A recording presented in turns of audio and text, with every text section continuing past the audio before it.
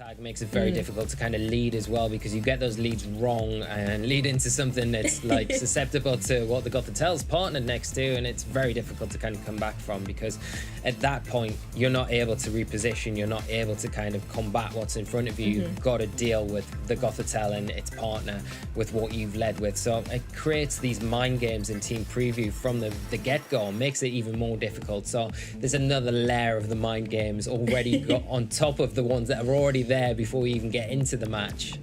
Yeah, the intensity just gets bigger and bigger and bigger, Lee. And of course, Gothitelle being the master of traps, let's trap you into our next game. We want to have you guys really focused. Let's jump into game one between these two players. I'm super excited to see how it's going to go down. We've got two very unique teams, and Taran is going to be leading out with the Thunderous and the Zacian, whereas on the opposing side of the field, we have got Groudon and the Grimmsnarl. Okay, so we've got the Grimmsnarl coming out with the Groudon against the Zacian and the Thunderous. Yeah, the Grimmsnarl going to be able to provide screen support, which is going to be so key to Rafael's side of the field, you know, because otherwise the Zacian can throw up some big attacks. It's got that attack boost already, so in a great position. Is it going to be able to pick up a knockout onto the Groudon? Probably not, but you've got to worry about maybe the Thunderous. Does that decide to go for the Dynamax here? It's not really the choice that you would go for in front of a Groudon, because its defensive capabilities are so high, and you know, Thunderous is predominantly going to be a physical attacker if you do see that, the Defiant variant. But you've got so many options. You've got Max Steel Spike off an Iron Tail that could come out into the Grimmsnarl, do some big damage there, and it boosts the defenses, maybe making the longevity of Zacian a little bit better going forward. But going to see any of that, Lou. We're going to see the Charizard come straight in. Yeah, shaking things up, and I think really wanting to make the most of the fact the sun is shining in the sky. Charizard wants to join the action so we can go for those really powerful fire-type attacks. And particularly, if it is the Solar Power variant, it's going to be able to boost its attacks even more with those powerful fire-type moves. But straight away, we're going to see the Groudon going into its Dynamax form here from Rafael. He is not messing around and just wants to get here on the physical offensive pressure coming out into that opposing Zacian here. Grimmsnarl also going to go for the Reflect, going to boost up the defenses on Rafael's side of the field here from any of those physical attacks from the Zacian. That is going to go straight for the Behemoth Blade. So going to be able to go and find its mark directly onto that opposing Grimmsnarl. Does a huge chunk of damage, and despite the Reflect, picks up a solid one-hit KO, Lee. Yeah, huge turn here for Taran to pick up the knockout onto the Grimmsnarl, and kind of takes away that kind of support network for Rafael's side of the field. But we are seeing a return here of a Max Quake into the Zacian and picking up a big knockout there for the Groudon. And as a trade-off, I would say probably Rafael's probably come out on the better side of that, because Taran's just lost his restricted Pokemon, but the match isn't over by any stretch of the imagination, because Taran still has his Dynamax, or the ability to Dynamax something still in the bag. Yeah, that's the thing. Grimmsnarl, it can get up to a few tricks, and obviously it could set up things like the light screen here in front of that Charizard, and that's something Rafael now no longer has access to. But I think you're right, Lee. Losing a restricted very early on in the game as well can sometimes put you on the back foot a little bit. You might have to kind of renegotiate how you're going to be able to trade your Pokemon around. But I'm sorry, I'm distracted. There is a Regieleki here on the field, but facing down against a Venusaur, and Taran has been able to pivot the two Pokemon that love the sun out here in the front. Yeah, the Regieleki going to be really useful against particularly the Charizard, but does have to be careful and wary about the Venusaur, because if the Venusaur does max, it's obviously got access to its Chlorophyll ability, going to be potentially the fastest thing on the field and can damage and hit that Groudon for super effective damage, so you can't take that lightly. But, you know, the Charizard probably in not the greatest position here, maybe wants to protect, maybe wants to switch out, but it's a tough switch out really, because you've got the Thunderous in the back that doesn't really want to come in on any sort of electric type attacks either. So Rafael's setting himself up in a really nice position, but it's going to be how Taran kind of utilizes his Venusaur going forward in this match. Well, Taran is going to match the Dynamax of Rafael on one side of the field, but instead of Groudon, obviously there's one not on the field, it's going to be that Venusaur. And I think this is always an interesting choice when you've got Venusaur and Charizard next to each other. Which one are you going to Dynamax? Both of them are able to go for residual effect, unique G-Max move in Vine Lash for this Venusaur, so that could certainly be something that Rafael has to watch out for. Charizard is going to go straight up for the Protected, doesn't want to take any potential Rock-type moves coming out from the opposing Groudon here. Charizard is, of course, course, protecting itself up here from the Regieleki. But it looks like that was going for the Electro Web, and it is going to be reducing the speed of that Venusaur. Something critical considering it's liking the speed as being set by the sun. And the Vine Lash going to come down into this Regieleki. Extra Focus Sash, it's able to hang on, but we know due to the residual effect of this Vine Lash, Regieleki will be leaving us at the end of this turn. Yeah, really nice play here from Taran, just making sure that, you know, concentrating down on the Pokemon that is the threat to your Charizard, and that is the Regieleki, making sure that you do pick up the knockout if it is Focus Sashed with the residual damage from the G-Max Vine Lash, which is a really nice play, and it starts that residual chip as well. Groudon got one more turn, its Dynamax turns left, and the Groudon only got one partner Pokemon left now with the Regieleki falling there. So Taran's done really well to kind of pull the momentum back now, and the swing feels like it's in his kind of side of the court. But again, Rafael going to be bringing in the Charizard, which Venusaur doesn't really like facing down on either. But the big thing is, Lou, there is no sun present on the field right now. Yeah, honestly, going for that max rockfall really was a great strategy there from Rafael. You saw the amount of damage it did through Protect to that Charizard. It is 4 times effective against Charizard, but even still, really chipping away at it. And of course, removing the sun means Venusaur isn't going to have its Chlorophyll ability activated, and then it's also at -1 speed thanks to the Electro Web. Charizard looks like it was going for the Heat Wave there, but missed the opposing Charizard there. Able to connect on the Venusaur, but thanks to the sun, not going to be able to deal too much damage. And really interesting to see the Ancient Power come out from one Charizard into another. It's not enough to pick up the KO, but with the sand on the field, Charizard on Raphael's side is going to be leaving us at the end of this turn. The Precipice Blades coming out, connecting on the Venusaur. I like this, boosting up your special defense, particularly when you're against 2 special attackers on the opposing side of the field. But Ancient Power on a Charizard, it's been a long time since I've seen that. And Max Rockfall coming out from the Venusaur, just in case the weather wanted to change up. You want to make sure you've got the sand there, just to make sure that Charizard goes down. Had to make sure that you were getting that Charizard at that low health. A really nice play though, like Lou, like you said, the Ancient Power, really nice play there. Just missing the knockout onto the Charizard though, but you know, just ensuring it there and making sure that this next turn that the you know, the sun isn't in play and you've got that sand stream in play, which maybe doesn't benefit the Venusaur and the Charizard as much as it actually does Raphael, really. So one more turn with the Venusaur to go for a potential attack into the Groudon, but the thing is, with that Electro Web earlier from the Regieleki, the Charizard's kind of in a position now where it's not going to be able to hit hard enough into the Groudon because of the special defense boosts. So you're kind of relying, if you are Taran, to get the damage you need to on the Groudon this turn, survive an attack.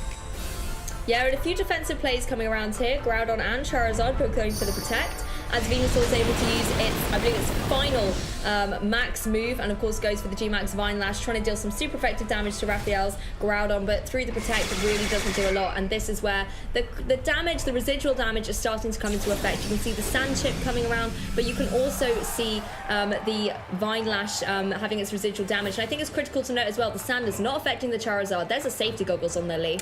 Yeah, it's a good pickup there, Lou. And the Charizard not taking the damage, because if you are Raphael, you're kind of like, well, the Charizard's probably only got a few turns left in it with the chip. So the Charizard's still in a position now where it could potentially do some good damage, but you're relying on a critical hit with these special defense boosts that the Groudon's got.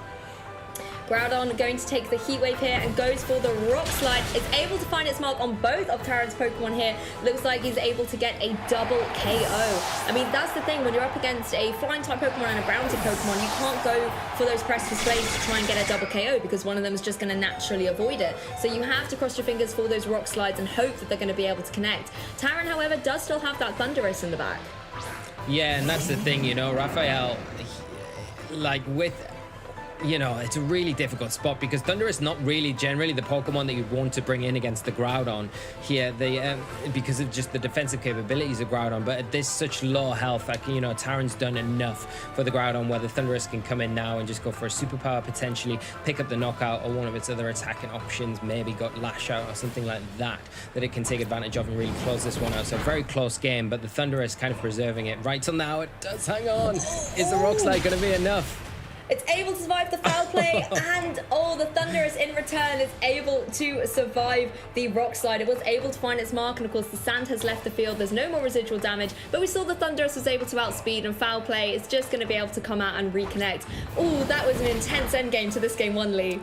Very, very close there, Lou. And the Thunderous just locking it up there for Taran, but like, finger biting at the end there with that survival, because the Rock Slide gets a critical hit in that situation, then the Thunderous is gone. But yeah, like we were just in the middle of saying, how important it was for Taran to kind of preserve that Thunderous until a late game, so he at least had the kind of the HP numbers to come in and close out. Picking up the solid KO against the Grimmsnarl, but then getting KO'd in return. It certainly looked to be quite a dynamic start from our players. So let's jump into game 2 and see if they're going to start in the same kind of way, or maybe if they're going to slow the pace down in game 2. It's one of those difficult situations. Taran is 1 game up, so Rafael has to win out the next 2 to be able to win the set and remain in the winner's bracket. Taran going for this Thunderous and Zacian combination once again out there in the lead, and it's going to be Grimmsnarl and Groudon once again, so a same situation as game 1 is happening in game 2.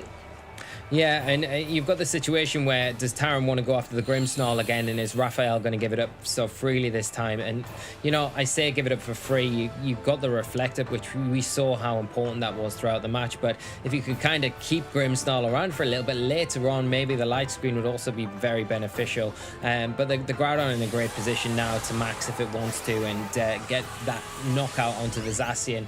But you've got to worry about a substitute coming out from that slot as well. Well, Taran actually going to be Dynamaxing up the Thunderous, something I know Lee you will be delighted to see. Very, very powerful Pokemon up here in front, and this is where things could get interesting with things like speed control, if maybe there's going to be something like a max Airstream coming out here from the Thunderous. But Rafael going to match with a Dynamax of their very own. Yeah, and like I say, you know, the speed control here could be quite important, especially for that Zacian in a late game. But you've also got the max knuckle access on the Thunderous as well that can boost attack of not only your Thunderous but your Zacian as well, to give it that +2 from the +1 that it's currently on and make it even more threatening going into the next turn. Oh, I love that play there, boosting up the attack. That would be amazing. Let's see if it happens. Zacian's going to take the Protect, particularly in the face of this Groudon, as Grimmsnarl once again sets up the Reflect to help out the defenses on Rafael's side of the field, protecting from any of those physical attack damages. It's going to be the Max Airstream coming out, though, going to be boosting up the speed by +1 on Taran's side of the field. So no Max Knuckle Lee, but instead it's going to be +1 speed. And of course, the Intrepid Sword ability on Zacian has put it at +1 attack as well. Groudon is, however, going to go for this Max Quake, targeting down, coming off pressing his blades into the Zacian, and it does, oh, it looks like almost a third of damage there. That is through Protect, just showing the sort of damage capabilities of this Groudon, particularly when it's in Dynamax.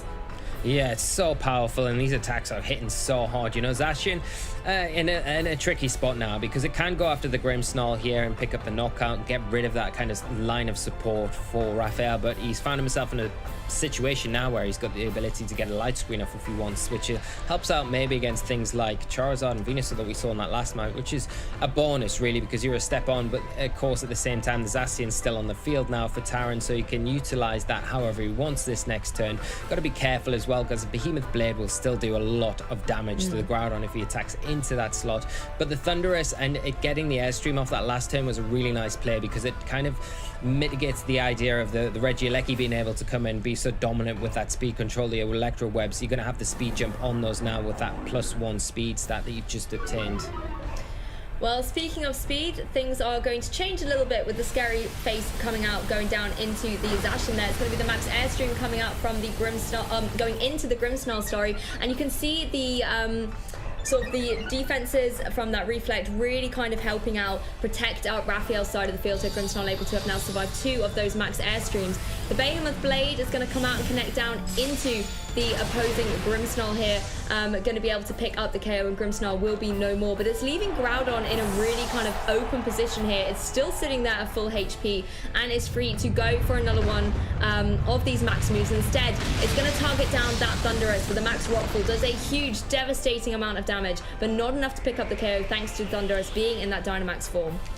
Yeah, and now the Thunderous for Taran. If we do see the Regieleki come onto the field for Rafael, you know, Taran in that position where he's forced to go for a Max Airstream this next turn, because that Scary Face play was perfect. You don't necessarily need to worry too much about the Light Screen if you're Rafael, because you're going for these Max Quakes, boosting your special defense all the time, so that's really helping you out a bunch. But at the same time, now the Regieleki going to be able to go for an Electro Web, which puts Zacian in a really difficult spot, unless the Thunderous goes for that Max Airstream. And if it does that, it's not really hitting anything very hard, and you're not getting much out of this last turn of your Dynamax turns with the Thundurus. So you can't really take Zacian for granted here, but you're going to be in a position to maybe remove it from the field now if you utilize the ground and go for another Max Quake into that slot. Yeah, that's the thing. The Scary Face bringing that Zacian back down to kind of neutral speed. Regieleki can naturally outspeed that Zacian, so it's certainly looking to be in a formidable position here, but Regieleki actually going to go straight away here for the Protect. So it's going to be leaving itself a little bit vulnerable to having its, Focus Sash broken here, and as you can see, it has been done by that Max Airstream, but Taran really wanting to focus down on making sure that the speed is set on his side of the field, and now Thundurus, I believe, is now at +3, and the Zacian is at +1. Zacian is going to be protecting itself from any potential damage coming out here. Groudon is going to be going for another one of those max rock falls, targeting down into the Thundurus and picking up a KO. So it was a little bit of a grind there to try and remove the Dynamax Pokemon on Taran's side, but Raphael's been able to do it. Yeah, he's removed the Thundurus now. It's not really a threat. We're not going to have a same or similar end game as we did in that first one. But the big thing here for Taran is he got that Airstream off, which is so important for him for utilizing the Zacian this next turn, you know. It's going to outspeed the Regieleki. The Sash that we saw in game 1 on Raphael's side of the field has been broke, so it's going to be able to be knocked out here. The Groudon isn't going to be in a position to kind of give that protection and going to be threatened by the Venusaur. We don't know if there is potentially some sort of sleep powder on the Venusaur as well that could put the Groudon out of action and make things a lot easier for that Zacian to kind of close this endgame up. That's the thing with Sleep Powder and the fact that it's open team sheets as well. Taran will be able to be informed if any of these Pokemon are running things like a Safety Goggles or a Lumberry, so that can factor into his calculations as well coming down into this next turn. Yeah, and you know, I think if you are Raphael, you probably want to try and reposition yourself, maybe get the Regieleki out of here, because otherwise you're kind of just giving it up for free. But at the same time, you're not giving it up for free almost. If you can get the Precipice Blades onto the Zacian here, it's a good return, but you are losing your Regieleki. That's going to be probably one of the more useful tools against potentially a Charizard in the late game. Well, Precipice Blades will not be connecting on the Zacian that has protected. It's going to be, I think it was an Electro Web coming out there from the opposing on the Regieleki, but it wasn't able to find either mark. Precipice Blades does come out though, is able to connect down onto the opposing Venusaur, but Zacian doing a wise job here of protecting itself. Groudon is going to be taken by a very powerful Leaf Storm coming out from the opposing Venusaur. Of course, it is now going to have its stats dropped a little bit, so I wouldn't be surprised to see Taran maybe try and get this Venusaur off the field where possible. Yeah, and the Zacian now still in that position like it was in the previous turn, but now it's got the choice. Does it go after the Groudon now, or do you just get rid of the Regieleki? Now, getting rid of the Groudon, it's the biggest threat on the opposing side of the field right at this present, you know? So that would be a good option. The Behemoth Blade going to be able to pick up the knockout. The Regieleki, very unlikely to pick up the knockout on the Zacian, and it gives you then the freedom, like you say, to get the Venusaur off the field, reset those special attack drops, and maybe utilize it later on in this game. Well, Zacian going to be able to go for that Behemoth Blade, going to be targeting down into the Groudon that, you know, was a relatively low HP anyway and is able to pick up the solid KO. And this just means that Zacian and the Venusaur on Taran's side can breathe a sigh of relief. You saw how devastating that Precipice Blades was to the Venusaur, and we know it can pick up a solid KO against that Zacian. But Electro Web this time able to find its mark with a cheeky little critical hit on that opposing Zacian. And this is where Regieleki really is coming into its own. You can see how happy it is to be on the field. It's doing a great job. It deserves to be delightful. But, you know, it's done a really good job. It now needs to take a nap. And that's exactly what Venusaur has said to it. You know, you just take a little time out now. Stop lowering our speed. I'm going to put you to sleep. Too tired now, but it got the Electro Web off, which is so important, you know, because now the Charizard can come in and put a bit more pressure on to Taran's side of the field. Although you've just reset the stat boost to the Zacian, so the Zacian's still going to be able to hit hard, but you know, it's normal attacks, it's fighting, and its steel type attacks aren't very effective against the Charizard, so in a great position to fire off maybe a Heat Wave here and clear the field, but does have to worry about the Sleep Powder, but maybe it's got an item that can kind of overwrite that threat here. And Charizard generally without the Sun for the Venusaur is going to outspeed the Venusaur, so it puts a lot of pressure on here, and it gives Regieleki a couple of turns to maybe wake up after its little nap that it's having at the moment. Yeah, it takes one little turn there. You see the little Z's. But Zacian is going to be able to pick up a KO against it with the close combat. But if there is one thing that Charizard really likes to see, it's two Pokemon that are weak to fire-type moves, and it is running the move Heat Wave. It's exactly what it goes for. It's able to connect on both of Taran's Pokemon and pick up a solid double KO here. I think there's been a running theme in our broadcast so far of Charizard's hitting Heat Wave to do some absolute destruction on the Pokemon battlefield, and Rafael's Charizard is no exception. No, definitely not, and doing a really nice job there just to clean the field. And if Taran's last Pokemon is this Charizard, the sand ending just now is really not the best situation for him. Sorry, he's not got Weather Ball, he's got the Ancient Power that we saw in that game on, so it doesn't really matter about the sand ending there. The Ancient Power is going to be a huge tool for him to utilize in this game going forward, but we do see a Hurricane. Ooh. Wow. Ooh. Critical hit, Lou. Didn't see that coming. I was about to go, Hurricane with the potential confusion chance. That could be an excellent way for him to come through this game. But no, with the critical hit, Charizard, I think we kind of, hyped up Charizard a little bit there. I was like, commentators, I'm listening. I'm going to get a critical hit and do what we love to see and push it to a game 3. Yeah, excellent. I'm pleased we're going to get another set. Boost and reflect on the field certainly does give you that longevity, but let's jump into game 3 and see exactly how this winners round 6 match is going to go down. Who's going to remain in the winners bracket and who is going to jump down to the losers bracket. No changes up here for Taran though. We see a Zacian and a Thundurus on the field once again, and no surprises as well. Grimmsnarl and Groudon coming out. These two players know exactly what leads they want to bring. Yeah, 3 for 3 here, and you can't see anything being different for Rafael. He wants to get that reflect up. It's the best option he's got to kind of mitigate the attack boost that the Zacian's got on Taran's side of the field. And with how effective the Thundurus was at disrupting Rafael's kind of game plan, especially with the late game Regieleki in mind to bring in to get the Electro Webs, those speed boosts with the Thundurus are really, really key there. So maybe Taran wants to go down that route again, get those speed boosts in the bag, and maybe approach tackling the Groudon a little bit quicker. But again, you can't ignore the Grimmsnarl because we had that scary face revealed in that last match. So that's something that you've really got to consider going into this match, and make sure that your Zacian isn't really subjected to that, because one scary face and a Max Quake is going to be the end of the game for Zacian. Yeah, I absolutely love the fact that Scary Face has become a much more popular move on Grimmsnarl, because it's able to utilize that prankster ability, and you can just get a really kind of cheeky speed drop against your opponent, and that can help your partner Pokemon pick up a really critical KO. Taran, however, is going to be sticking with the Dynamax Pokemon of game 2, and it is going to be that Thundurus. Rafael, however, once again going for this early Dynamax, and we see sometimes early game or late game Dynamax, but not for these players. Groudon once again is going to get itself with its HP stat doubled and get itself in a really dominant position here. This is once again where Taran has a decision to make. Rafael's going to have the decision. Is it going to be the Max Quake or the Max Rockfall? And Taran's decision is, I'm calling it's going to be the Quake, so I'm going to protect up my Zacian. Grimmsnarl going to go here for the Reflect once again, boosting up the sort of physical defense stat there of Rafael's side of the field, and a Max Airstream coming out once again from the Thundurus going down into this Grimmsnarl. So far this turn, Lee, is playing out very much like turn 1 of game 2.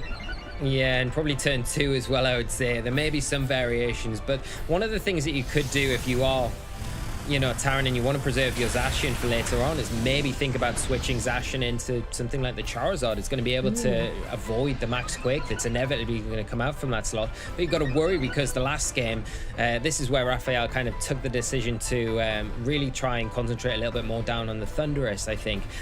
He did lose the Grimmsnarl at that time, but it was enough to get a Scary Face off. You've got to worry about that as well, because the Scary Face is such an obvious thing to come out here into the Zacian. And Zacian feels like it's going to be a really important Pokemon in the late game, not as well as this first one, but I think it's really hard for Taran, because your attention's kind of tied between both sides of the field. You can't ignore the Groudon, it's so powerful, but at the same time you can't ignore the Grimmsnarl because of the tools that it's got and the disruption that it provides something like Rafael's side of the field. Well, like you said, Lee, maybe the Charizard's going to come in here in place of that Precipice Blaze, but if you're Rafael, Did you maybe call it and potentially have gone for something like a max Rockfall into that slot? Charizard is going to have to take the Scary Face though. Its speed will be lowered by 2 stages. As Thundurus is able to go for that max Airstream. So going to boost up the Charizard to only a -1 speed deficit. And of course continue the speed build there on the Thundurus. But I really want to know what this Groudon has done. I wasn't able to catch a sneak peek. It is going for the max Rockfall and its target is going to be that Thundurus. So Rafael making the solid call going, you know what, I think Thundurus is going to stay here. Let's get that really big damage down. Let's get the sand up as well. We can start chipping away. And that also stops, if Charizard does come in, you know, it being able to utilize the sun the way that it wants. Yeah, and the one thing here that Raphael's done is make things very difficult. Like Taran has got the Zacian in the back to utilize in the late game, but it's not really going to be very good in a late game against 4 Pokemon. At the same time, the Charizard coming in now, the Scary Face putting it in a really awkward position. So we are seeing it retreat and the Zacian hit the field once again. Now, does Raphael pick up on the switch out? Oh, this is where things get intense. It's almost like chopping and changing with the Zacian and the Charizard. Grimmsnarl going for the Scary Face once again. It is indeed a very scary face on that Grimmsnarl. Going to go straight into the Zacian and bring its speed down by 2 stages. Thundurus once again very happy to go for these max Airstreams and picks up a KO against Grimmsnarl. So it can no longer get up to any of those speed altering tricks. And of course, that does, however, give Raphael a free switch in, which can put him into a great position going into this next turn. But what I want to see is this Groudon. What decision has it gone for? It's going to be the max Rockfall once again, and targeting down into the Thundurus. Just wants to remove it here from play. Yeah, and it's a nice play just to make sure, you know, the one thing that you're going to probably guarantee stays on the field on Taran's side, if you're Raphael, is going to be the Thundurus going for that max Airstream because of the threat from the Scary Face. And now it's a perfect opportunity to bring in something like Regieleki, like we saw in that game 1, where it can come in, really disrupt the Zacian that's already on -1, I believe. And then if something like the Charizard comes in as well, it becomes very difficult to kind of gain that momentum. But with the Venusaur coming in, it is going to be able to at least resist the electric type attacks, and you know, it's caused some issues for the Groudon, and it hasn't got those special defense boosts like it had in that previous game, so it is going to be a bit more susceptible to those you know, leaf storms and the grass type attacks that Venusaur can threaten it with. Yeah, exactly. And of course, we know that Venusaur as well can carry, we've seen it already, the sleep powder. So it can choose to try and put one of Raphael's Pokemon potentially asleep. Maybe he wants to even try and remove the threat of the Groudon, help out his partner Zacian a little bit, maybe try and put it to sleep a little bit so that the Groudon can start targeting down the opposing so that Zacian can start targeting down the partner Pokemon on Raphael's side. That Regieleki, although it's very happy, it can certainly get up to a little bit of disruption, but just once again protecting itself here. Going to take its chip from the weather, of course, but it will be able to, you know, fingers crossed, survive out the turn unless some critical hits. Going to do some damage through a Protect. Protect on Zacian's side, though, going to protect it from the Precipice Blades coming out from the Groudon, but once again, the Venusaur is not going to be so lucky, and it does a huge chunk of damage. It looks like the Venusaur was actually targeting down into that Regieleki. Yeah, and it makes a lot of sense to do that. You remove the Regieleki and then it frees up Zacian to kind of be a bit more offensive. But here, the problem lies with the Regieleki, where it can still go for that. That Protect was great because now it allows for the Electric Web and the Precipice Blades, which is, you know, going to be a combination that's going to be able to clear the field if we don't see any switches on Taran's side. And the thing is, you've only got the Charizard in the back to come in. You really need to try and get rid of the Regieleki as soon as possible, but with the Electro Web support, it's feeling very difficult for Taran to be able to do that right now. And Raphael's still got a 4th Pokemon to reveal in this match, which might be enough to kind of tip him over the edge so far. Yeah, Regieleki just going for that Electroweb once again, doing a decent amount of chip to the Venusaur, and obviously that's going to stack up with the sand as well. It also gets a critical here, which is probably why it ticked up a little bit more HP than I was expecting. And I think the critical thing, of course, bringing down the speed on the opposing side of the field. Groudon able to find its mark with the Precipice Blades on both of these Pokemon, outspeeding the Zacian and the Venusaur, and picks up a solid double KO against Taran. This really does put Raphael in the driving seat, because once again, the Regieleki is now in a great position where it can keep going for those electric type moves, and we know the Pokemon that's in the back, Lee.